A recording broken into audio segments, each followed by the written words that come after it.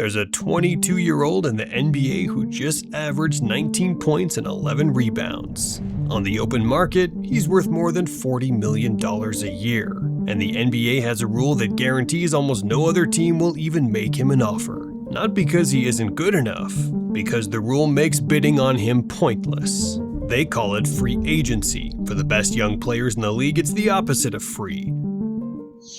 The NBA offseason whirlwind, it continues. It is like a little tornado right now. Every day it is something. Today, part of that, Jalen Duren.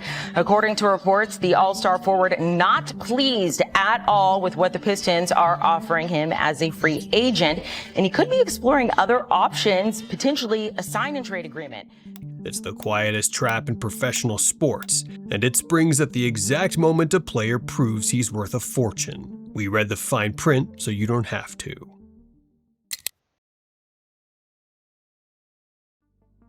The rule is called restricted free agency. It sounds like paperwork. It's anything but. Here's what it does. When a young player finishes his rookie contract, right when he's proven he's a star, right when he should finally get paid what he's worth, his team can slap a label on him that strips away the one thing every worker on earth has: the ability to walk out the door and sell your services to someone else. The player is free to negotiate with all 30 teams, and free to sign with basically none of them.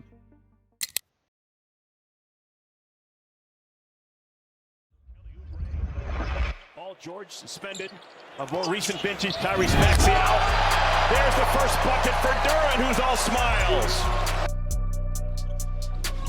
Deep to JD for a jam. That excites the crowd, and the whistle blows. Now Cade with a lob to his buddy JD, and Jalen Duren.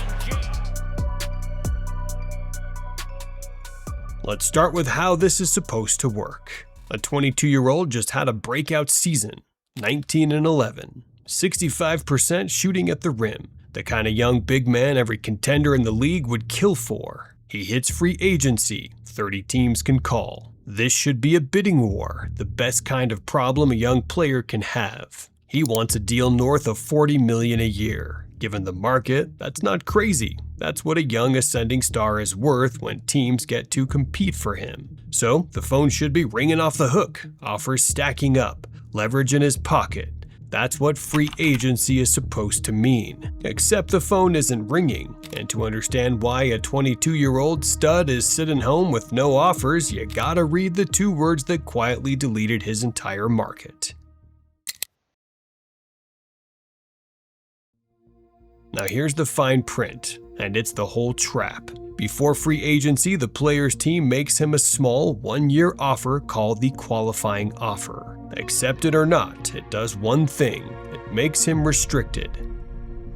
And restricted means his old team gets the right to match any contract another team offers him, dollar for dollar, year for year. Now, think like a rival team. You want this kid, so you draw up a big offer sheet. But the second you sign him to it, 2 things happen. His old team gets about 2 days to simply match it and keep him, erasing all your work. And while you wait for that answer, your cap size is frozen, tied up on a player you probably won't get. So, what do rival teams do?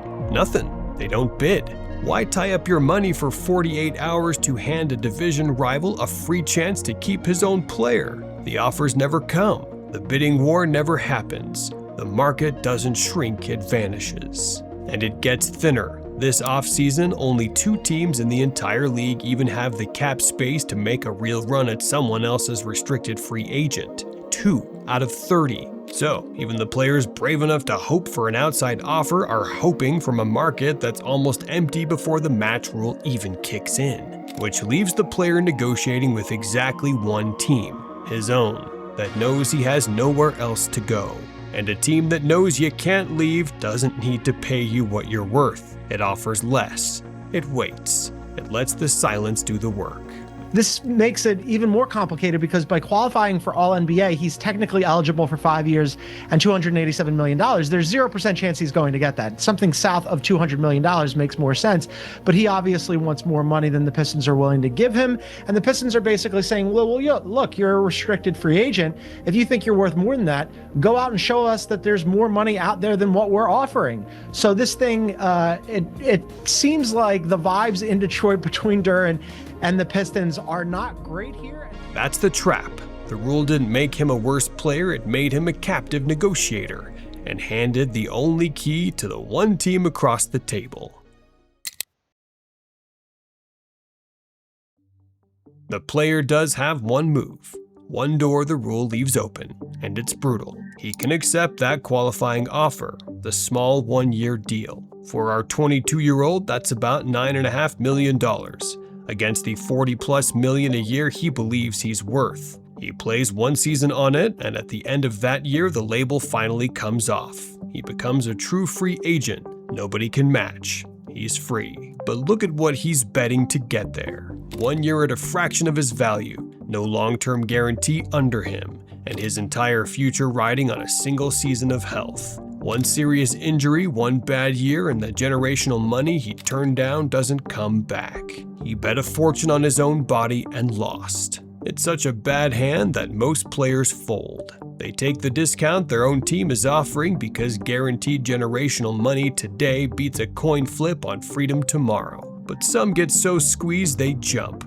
Last summer, 2 players, Quentin Grimes and Cam Thomas, were boxed in so completely that they signed the qualifying offer and bet on themselves because it was the only leverage they had left. Either way, the rule wins. Fold and you sign for less than you're worth. Jump and you risk everything for a freedom you should have had all along. So, go back to the beginning. A 22-year-old worth $40 million a year, sitting home with no offers, negotiating against one team that knows he can't leave.